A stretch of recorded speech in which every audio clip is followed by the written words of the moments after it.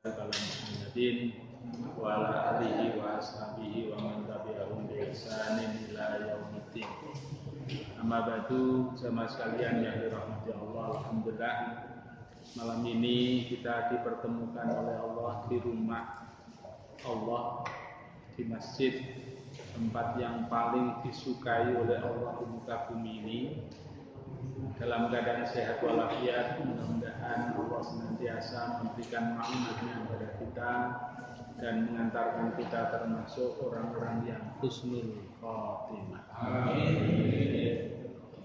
Salawatullahi wa salamuhu ala nabiyil mustafa sallallahu alaihi wasallam. Sama sekalian, kita masih membahas bab, yaitu babun nikah, yaitu bab nikah. Sebulan yang lalu atau Jumat yang kedua bulan lalu sudah kita bacakan satu hadis yang cukup panjang, yang intinya adalah bahwa pernah datang seorang wanita kepada Nabi Muhammad SAW. Orang itu dengan berkata, "Ya Rasulullah, aku menghibahkan diriku kepadamu." Singkat cerita, orang ini ingin masrahkan dirinya kepada Rasulullah. Kemungkinan besar orang ini juga ingin dinikahi oleh Rasulullah. Tapi melihat gelagat Rasulullah yang disaksikan oleh banyak sahabat, rupanya disimpulkan bahwa Rasulullah itu kurang berkenan untuk menikahinya. Melihat Rasulullah seperti itu, ada seorang yang mengajukan diri, "Ya Rasulullah, aku melihat engkau rupanya kurang berkenan terhadap wanita itu. Kalau engkau tidak berkenan, maka izinkanlah dan nikahkanlah wanita itu kepada." Oleh Rasulullah, orang itu kemudian ditanya, "Apakah kamu sudah siap?" Di antara siapnya itu adalah, adakah mahar yang akan kau berikan kepada wanita tersebut. Akhirnya orang itu pulang di rumah, ternyata tidak menemukan apa-apa. Singkat cerita, kemudian Rasulullah bertanya, "Adakah kamu memiliki kemampuan hafalan dari beberapa ayat Al-Quran?" Akhirnya orang itu mengatakan, "Ada ya Rasul, saya punya beberapa hafalan dari surat ini, surat ini, surat ini." Akhirnya Rasulullah dalam satu riwayat, "Kalau begitu hafalkan surat diantaranya 10 ayat surat Al-Baqarah. Kemudian itu jadi mas kawinmu kepada wanita tersebut." Akhirnya orang itu sanggup untuk melafadzkan surat Al-Baqarah walaupun hanya 10 ayat, dan dijanji oleh Rasulullah, "Engkau harus mengajarinya dengan 10 ayat itu kepada istrimu." Kemudian orang itu dinikahkan oleh Rasulullah SAW. Hadis ini diriwayatkan oleh Imam Bukhari dan Imam Muslim. Dari cerita itu, maka kemudian diambil istimbat hukum. Istimbat hukum itu artinya kesimpulan dari cerita itu kemudian menjadi satu hukum atau qarinah.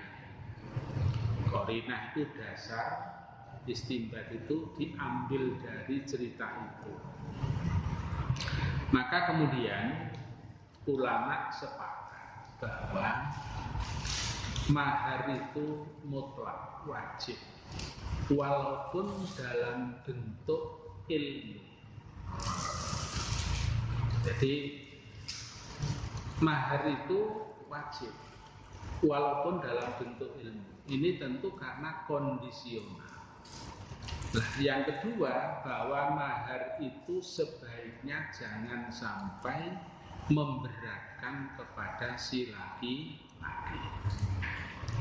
Artinya dengan tulus ikhlas dari laki-laki yang diberikan kepada calon istri itulah yang terbaik. Misalnya begini, aku gelem sampean nikah Mas, tapi syaratnya sampean kudu kayak mahar aku Toyota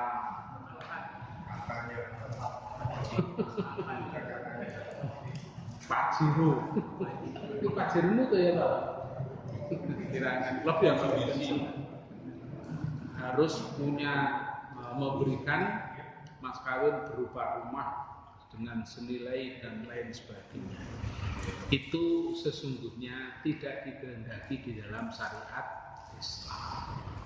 Jadi mahar itu yang sekiranya manfaat walaupun tidak berupa benda kalau itu dalam keadaan tertentu. Tetapi sebaiknya pula kalau ada ya berupa sesuatu yang bisa dipandang, bisa dilihat, dinikmati dan lain sebagainya yang tentunya bermanfaat. Walaupun itu berupa rukuh mukena alat sholat tetapi kemudian nggak dipakai ya tidak ada guna. Kan banyak itu mukenanya dengan mas kawin seperangkat alat sholat dibayar tunai, tetapi ternyata kemudian tidak dipakai untuk sholat. Itu berarti kurang berdaya. Dengan mas kawin kontak pispa, kontak itu namanya ya tidak berguna. Buat apa kontaknya? Tetapi sesungguhnya bolehkan benda Pak, itu tidak ada manfaat. Itu yang pertama. Yang kedua, orang berwasilah itu berperan untuk menyerahkan dirinya pasrah kepada seseorang yang dianggap bisa menyalurkan atau bisa membantu menyelesaikan problem yang terkait dengan jodoh. Itu boleh-boleh saja. Jadi misalnya saya dipasrahi oleh seseorang, Paman, tolong saya dicarikan wanita yang dengan kriteria ini. Itu kemudian saya berusaha membantu mencarikan, itu boleh-boleh saja. Atau sebaliknya, Pak, tolong saya dicarikan jodoh kemungkinan dengan kriteria ini wanita dan lain sebagainya. Itu boleh-boleh saja. Nah, Rasulullah itu bukan sekali dua kali dimintai tolong yang merupakan solutif daripada orang-orang yang mendapatkan problem dalam urusan perjodohan. Itu biasa dilakukan oleh Rasulullah SAW. Jadi mahar itu hukumnya wajib. Bahkan ada ulama yang berpendapat mahar itu kalau misalnya dibayar nyicil, itu karena saking mungkin dibayar nyicil, tapi kan kebangetan masuk mahar dibayar nyicil. Ya dibayar kontan saja dengan catatan tadi itu tidak memberatkan kepada yang lain. Kalau misalnya sampai hutang, kata ulama itu berpendapat belum boleh dikumpuli sampai lunas hutangnya. Kan tambah sorot. Wong menikah itu di antara tujuannya adalah untuk berkumpul, kok malah gak bisa berkumpul lantaran masih punya. Itu namanya kan menyengsarakan diri sendiri. Kan masih ada jalan keluar. Toh kalau nanti itu sudah menikah, mau tidak mau apa yang mungkin ada yang masih tersimpan atau masih belum dimilikinya, toh nanti nanti juga akan menjadi milik berdua. Jadi misalnya duit di uang, lah uangnya janji saulan kas, padahal nikahnya besok. Masuk begini, saya nikah dengan mas kawin utang 10 dino kas, karena dijanji orang akan dibayar hutang, kan malah merepotkan diri sendiri. Maka ulama ada yang berpendapat sebelum lunas daripada hutang maharnya itu, maka tidak boleh berkumpul. Itu namanya saya kira ya ndolek soro dewi. Berikutnya hadirin yang dimuliakan Allah Subhanahu wa taala, bahwa wanita di antara wanita yang baik tadi sudah saya sebutkan adalah wanita yang tidak memberatkan di dalam urusan mahar.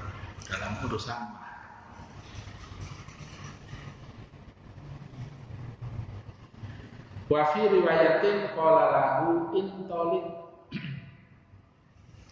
faqad zawwajtukuma fa'allimahuma minal Qur'an. Maka kata Rasulullah SAW menurut riwayat yang lain, pergilah maka sesungguhnya aku telah kawinkan dia kepadamu, oleh itu ajarkanlah dia dengan surah Al-Quran. Jadi karena janjinya tadi itu akan mengajarkan Al-Quran, maka ya tentu setelah nikah itu istrinya itu harus diajari tentang Al-Quran. Kalau misalnya belum bisa membaca fasih, ya berarti diajari fasih. Kalau belum mengerti tentang apa yang ada di dalam Al-Quran itu, maka kemudian ya harus diterangkan. Itu namanya berguna dari sebab mas kawin yang ada.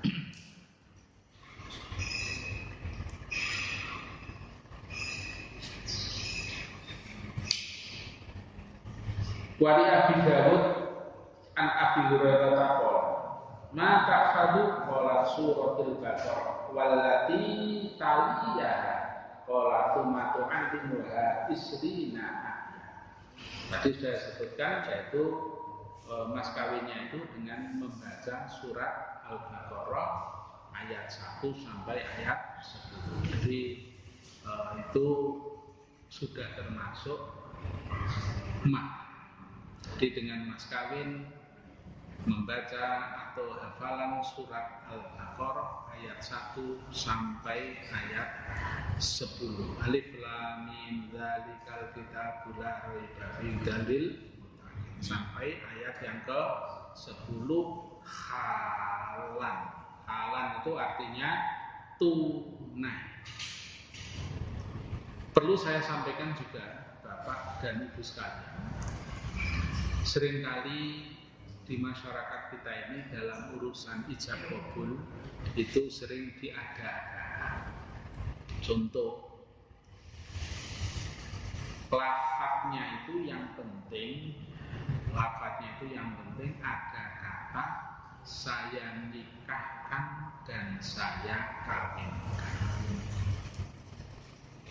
Jadi kalau dengan bahasa Indonesia itu saya nikahkan, wahai saudara Ahmad, aku nikahkan dan aku kawinkan anakku yang bernama misalnya Fatimah denganmu dengan mas kawin uang $1.000 tunai. Saya terima nikahnya Fatimah bin siapa dengan mas kawin tersebut, itu boleh sah. Tapi kadang-kadang ada penghulu kudu disebutno podo persis karo sing ngucap ijab. Itu sesungguhnya tidak begitu. Kalau bahasa Arab, ya akhi Ahmad antah tuka wa zawwajtuka ibnati bimahdin ibnati Fatimah bimahdin ayatil Quran qabil itu sudah sah. Tidak harus qabiltu nikahaha wa tazwijaha bil mahril madkur halam. Itu yaitu memang tidak menimbulkan tanda tanya. Tapi kalau menurut tata bahasa Arab, qabiltu, aku terima nikahnya, itu hanya itu rujuknya kepada kalimat tadi itu sah sudah. Tapi kadang-kadang dianggap belum kalau bahkan kadang-kadang itu begini, dengan uang 100.000 pun gitu itu dianggap tidak sah. Dipermasalahkan 100.000 itu dolar apa real apa yen ono apa rupiah itu kadang-kadang dipersoalkan, padahal kita ini wong Indonesia jelas insya Allah ya 100.000 rupiah. Gara-gara kurang rupiah tadi itu ya kongkon baleni. Padahal di saat dikongkon baleni itu psikologinya itu sudah goyah. Iya yang sing wis kulino ngomong ketemu dengan orang lain lah, kalau tidak itu kan jadi persoalan malah grogi. Maka itu kadang-kadang dipersoalkan. Kalau saya pas waktu itu ada ya sah gitu aja. Loh Pak, kan nggak jelas. Mau kita itu loh orang Indonesia, uang mata uangnya ya mata uang rupiah, gitu aja. Loh gitu itu contoh-contoh di masyarakat kita. Artinya yang nggak sesungguhnya perlu itu koyok-koyok dianggap itu masalah ijab. Jadi saya nikahkan anakku yang bernama ini dengan engkau dengan mas kawin 1.000 rupiah unta. Saya terima nikahnya. Selesai itu sudah cukup. Tapi akan lebih-lebih karena kondisi masyarakat kita ini kan ya beraneka ragam seperti itu. Bahkan kalau nikah iku koyok-koyok syarate sing lanang kudu ngadep ke arah jadi kalau di masjid begini ini ya sing lanang di situ ngadep ke penghulunya ngadep ngetan, saksi ditoto begitu. Nah masuk saksi di kono barang ya gak apa-apa. Sing penting itu kan menyaksikan gitu. Apalagi didukung dengan foto dan video. Jadi saksinya itu di sana itu enggak. Tapi koyo-koyo ditoko saksi kudu ndek kene, iki sing saksi lanang, saksi wedok kudu ndek kene. Ada ngono. Apa?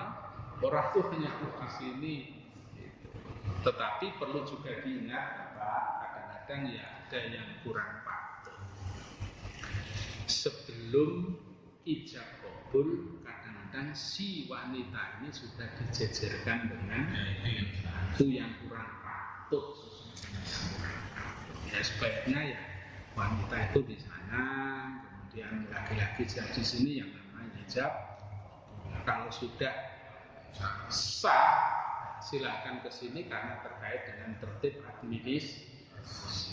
Itu sesungguhnya begitu. Bahkan yang viral juga itu surat undangannya itu sono gambare wedding padahal belum nikah. Nah ini seringkali kadang-kadang terjadi. Marun koyo api miber, fotonya ini koyo api miber. Nah ini yang jangan sampai kita seperti itulah, masa kita yang ngerti ini kemudian sama dengan yang kita tidak terjemahkan. Foto itu tidak usah ditampilkan sebelum nikah. Kalau sudah nikah ya baru ditampilkan. Oh iki to sing nikah.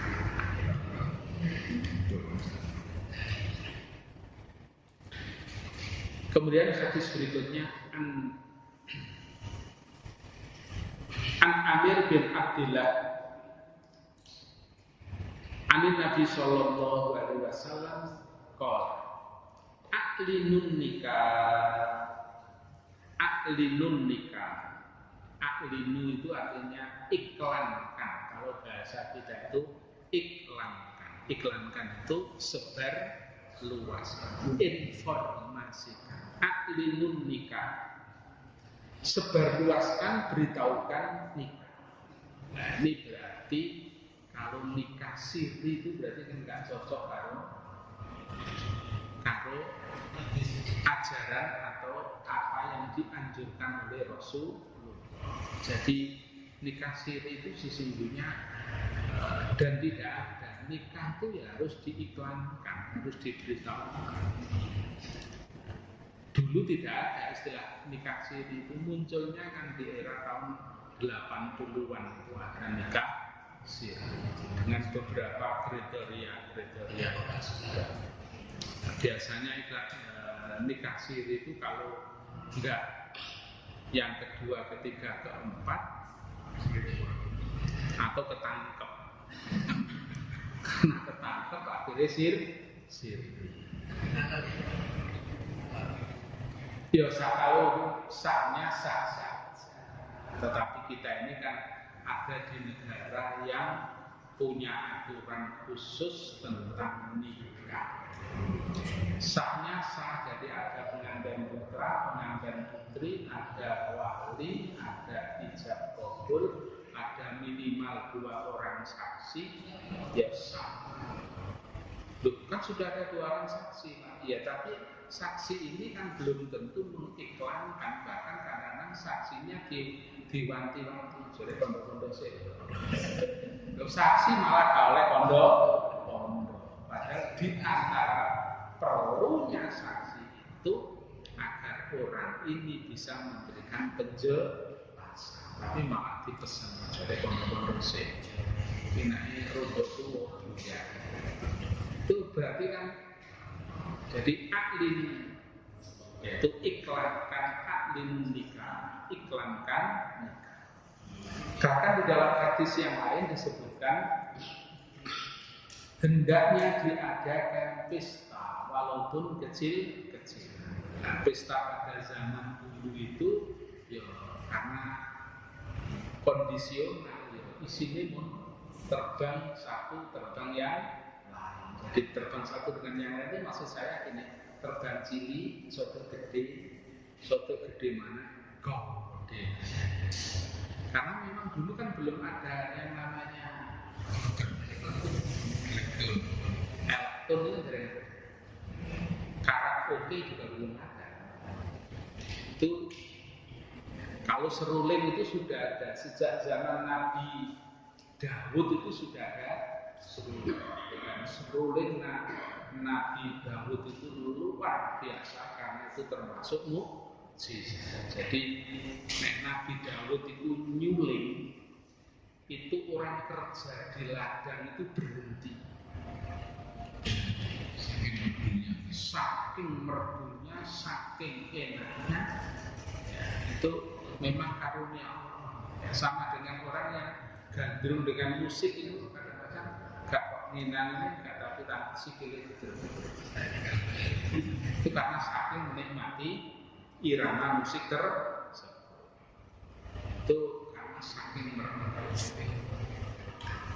Jadi ada hadis pendukung daripada sabda Nabi, aklinun nikah, sebarluaskanlah nikah. Maka iklan, diinformasikan, diberi tahu, itu anjuran. Jadi siapa saja yang menikah dengan niat tidak ingin diketahui orang lain, atau istilah orang Jawa meneng-menengan, dalam bahasa Arabnya sirri, yaitu dirahasiakan, itu sesungguhnya tidak sesuai dengan anjuran Rasulullah Sallallahu Alaihi Wasallam.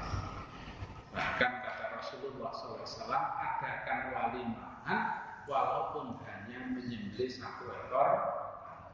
Jadi 1 ekor kambing di mata para orang-orang Mekah atau Arab pada umumnya itu adalah tingkat sederhana. Kalau corong begini, adakanlah bacaan walaupun dengan seekor ayam gitu aja, karena mungkin saking atau tidak ada, mungkin dengan telur supaya cek akeh telur ya dibakar di sini itu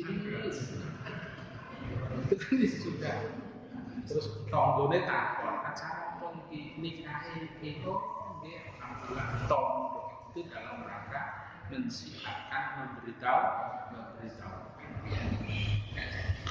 Wa an Abi Buraidah wa an Abi Burdah bin Abi Musa an Abihi qala Rasulullah sallallahu alaihi wasallam la nikaha illa bi waliyyin rawahu Ahmad. Kata Nabi, belum dikatakan sah atau tidak sah nikah seseorang illa biwaliyin, kecuali atas dasar ridho atau diketahui oleh walinya. Utamanya adalah dalam hal ini ada hadis lain, yaitu bagi seorang wanita yang masih gadis atau perawan itu harus mendapatkan izin dari bapak. Jadi wali yang paling utama itu adalah bapak. Nah, wali ini oleh ahli fikih dibagi menjadi dua, yaitu ada wali nasab.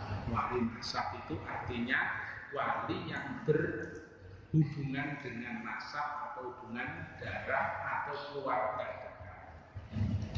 Wali nikah itu nomor 1 bapak, nomor 2 bapaknya bapak atau mbahnya dari si putri. Kalau ada lagi adalah bapaknya mbah. Jadi bapak kaono baik kaono bapak mbah, berarti buyut.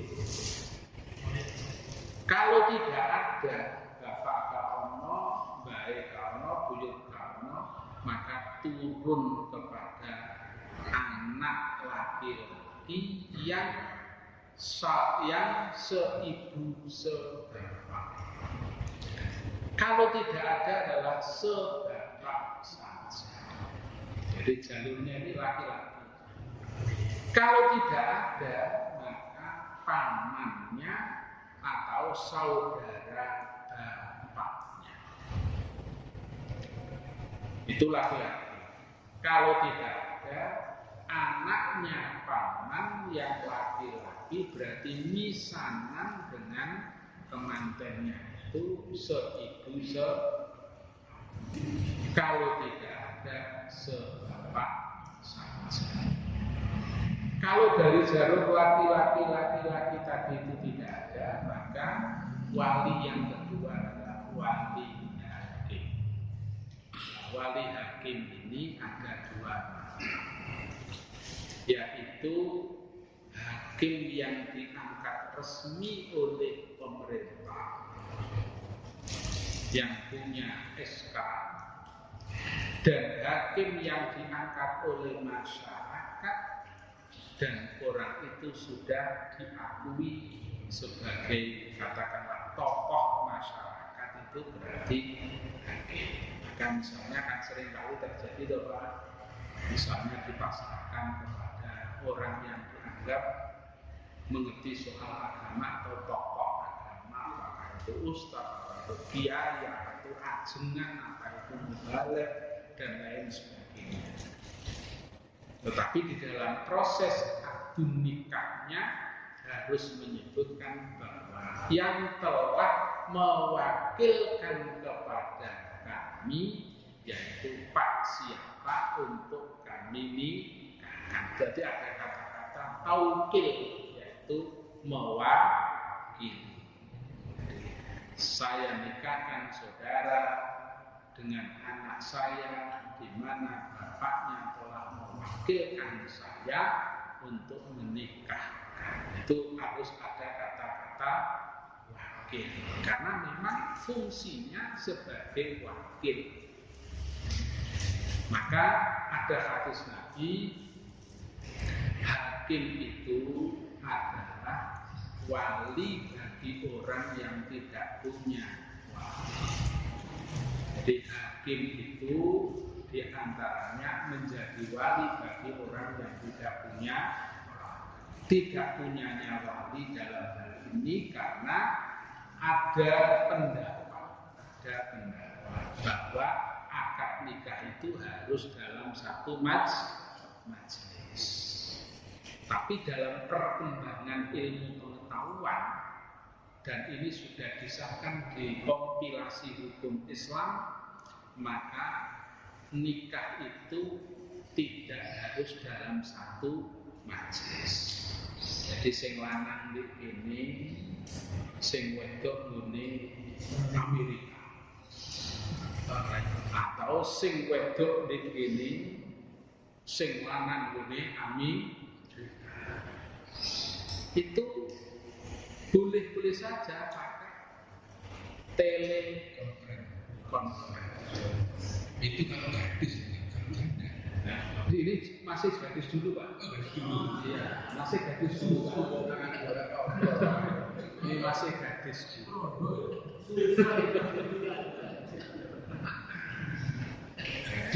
Itu harus ada persyaratan-persyaratan karena terkait dengan kekhawatiran. Maka kalau misalnya katakanlah laki-laki itu tidak ada di tempat, maka harus ada jaminan. Nah, untuk menguatkan jaminan itu berarti ada surat pernyataan dan pertanggungjawaban. Jadi sing wedok jelas apa benar ini adalah calon suami. Oh iya benar. Nah, sana kan sekarang siapa benar ini calon istri. Biar nanti tidak ada dusta di antara kita. Itu perkembangan zaman sekarang itu boleh nikah tidak di dalam satu majelis karena kondisi. Misalnya mungkin seperti pandemi kemarin, tidak ada penerbangan dan transportasi pulang, misalnya. Nah, itu maka boleh orang itu menikah jarak jauh. Menikahnya loh Pak jarak jauh. Kalau kawinnya nggak bisa.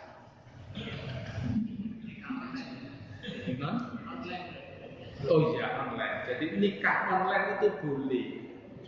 Tapi kalau nikah online nggak bisa. Kawinnya nggak bisa. Kawinnya online. Jadi wali. Lah, kemudian terkait dengan pertanyaan itu kan gadis bagaimana kalau seorang janda? Janda itu kata Rasulullah hakun linafsi. Janda itu lebih berhak untuk menikahkan dirinya sendiri.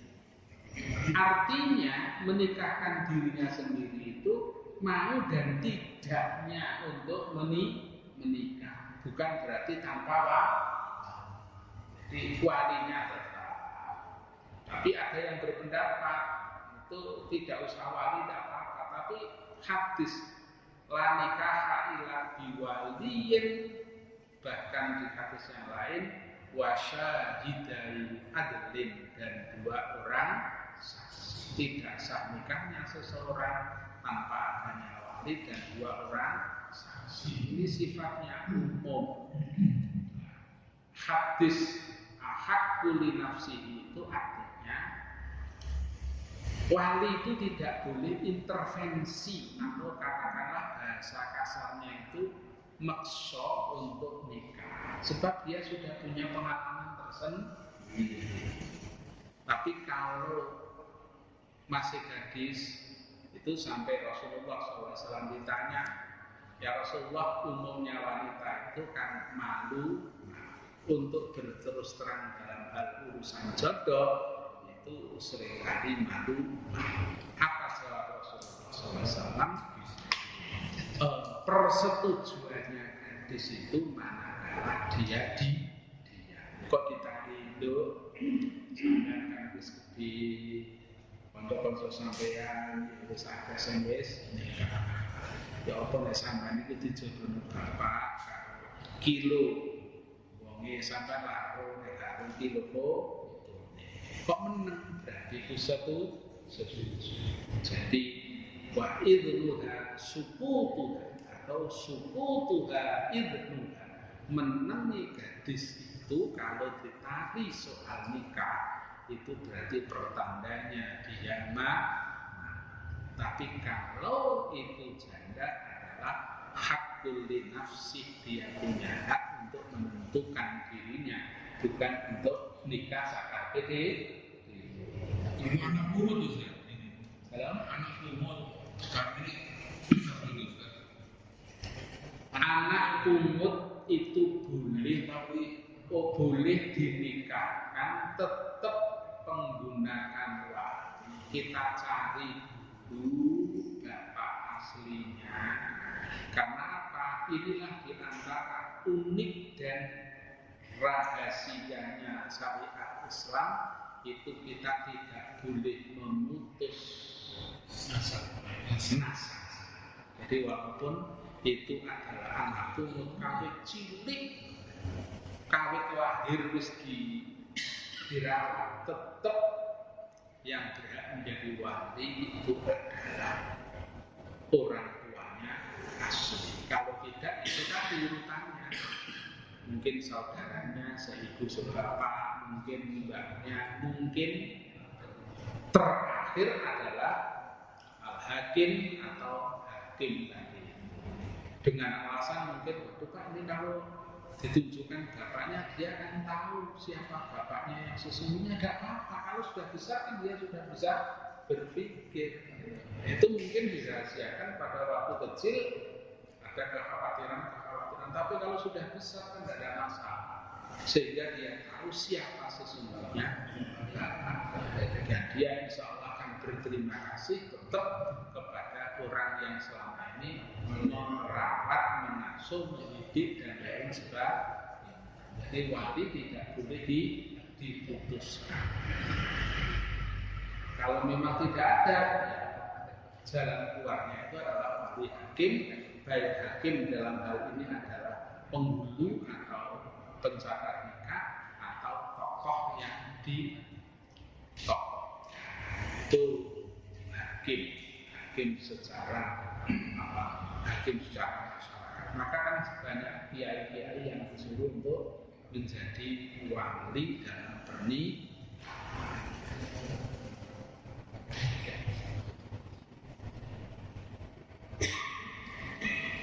Wa'an Aisyah qala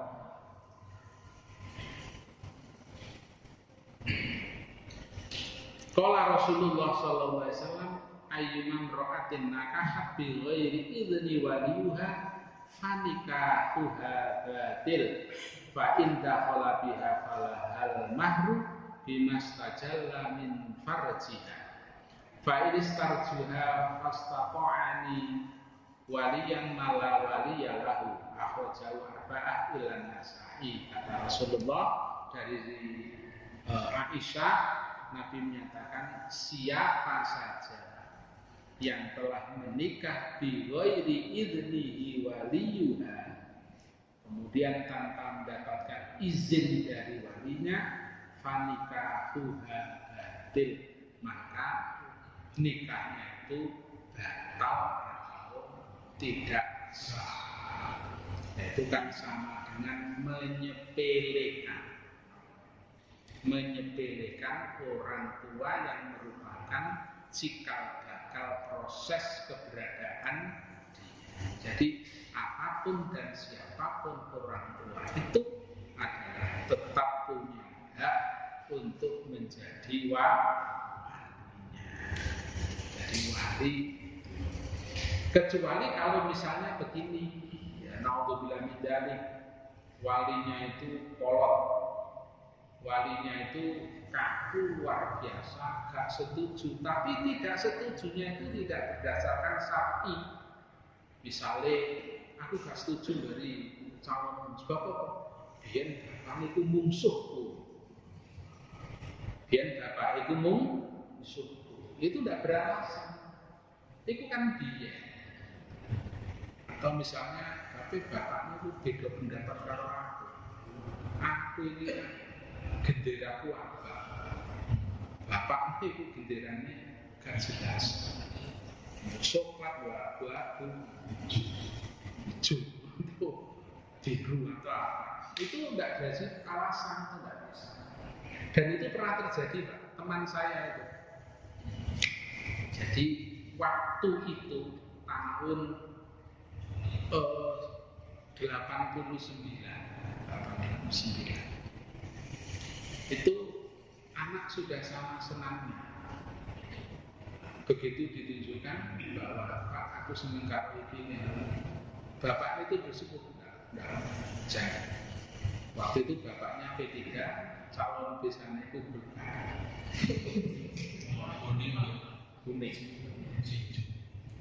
P3 ini hijau, waktu itu 89. Dua akhirnya dikasih nikah. Jadi bapaknya yang P3 waktu itu enggak gelem besanan lalu. Masya Allah. Kalau di daerah itu amat sangat Pak waktu itu. Bahkan tapi bapaknya Muhammad ya ini gak film juga waktu itu ada, tapi sekarang alhamdulillah sudah tidak seberapa gitu nikah. Itu karena si wanita itu sangat patuhnya kepada bapaknya, akhirnya nggak jadi menikah. Jadi karena ada dasar ayyuman ra'atin nakahat bi ghairi idzni waliyuha fanikahuha, maka kawin lari itu bukan syariat Islam. Kawin lari itu bukan syariat Islam. Ya bagaimana caranya orang tua ini akhirnya kemudian merestuinya, atau mungkin lewat Pak atau lewat Pak di kalau niki wonten masalah kok.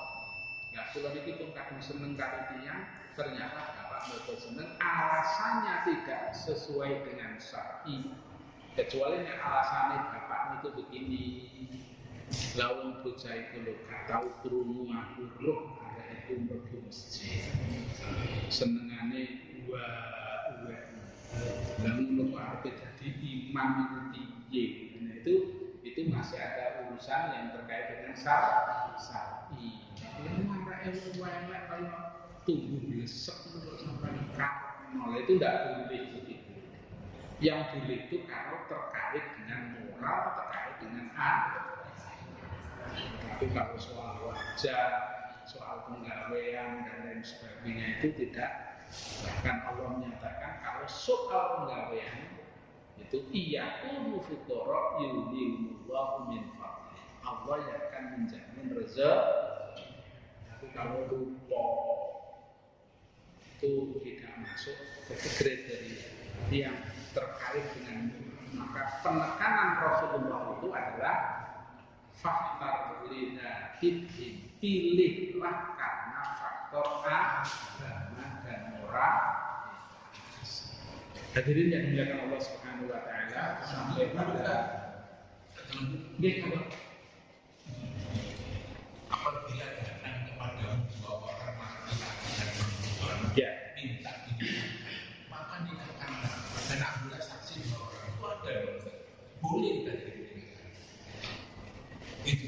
Jadi begini Bapak, boleh di sini bukan berarti langsung dinikah, tetapi tetap di apa istilahnya di klarifikasi sampai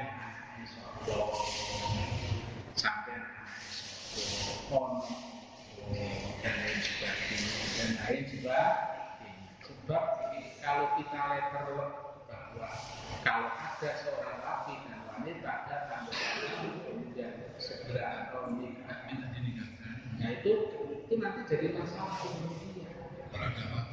Iya, sama jadi nikahmu itu gimana? Nah, misalnya maka itu perlu klarifikasi terlebih dahulu. Saya itu pernah ada saya ceritakan saja Pak. Anak ini baik sekali. Menurut saya itu hampir 5 waktu itu tidak pernah tinggal. Tapi menurut saya itu pekerjaannya itu gede-gedenya itu curigan waktu. Nah, ketepat yang perempuan ini anaknya orang Indra. Anak perempuan ini senang karena melihat moralitasnya anak ini. Dia tidak malu dengan gedek, tidak meninggalkan sholat berjamaah. Itu datang rumah. Maksudnya saya ini disuruh menikahkan. Ya, untung saya itu kemudian kok cepat tanggap. Itu yang mau apa aku sih diseret. Akhirnya saya klarifikasi. Loh, sampai kan masih punya bapak, punya ibu. Nah, laki-laki sih gak masalah. Tapi bagi wanita, nanti bapakmu terus nuntut aku. Sama jadi kendel-kendel ini karena tanpa sebentar. Loh, dia jadi perkara. Apalagi saya mohon maaf tidak punya kapasitas untuk menikahkan. Nanti akan menjadi nikah siri. Padahal nikah siri itu diatur oleh undang-undang, tidak boleh. Saya akan terjerat hukum nantinya. Sehingga akhirnya tolong ini diselesaikan urusan keluarga, sebab menikah itu tidak sedino rong dino. Itu nanti akan ketemunya bisan satu dengan bisan yang lain. Terus bisannya terus lirikan, terus jadi piye akhirnya. Jadi hadis itu tidak berarti kemudian serta-merta untuk segera begitu saja, tetapi perlu klarifikasi. Demikian Bapak. Ada yang lain Pak? Kalau tidak ada, saya akhiri. Subhanallah wa bihamdika, asyhadu an la ilaha illa anta, astaghfiruka wa atubu ilaik. Assalamualaikum warahmatullahi wabarakatuh.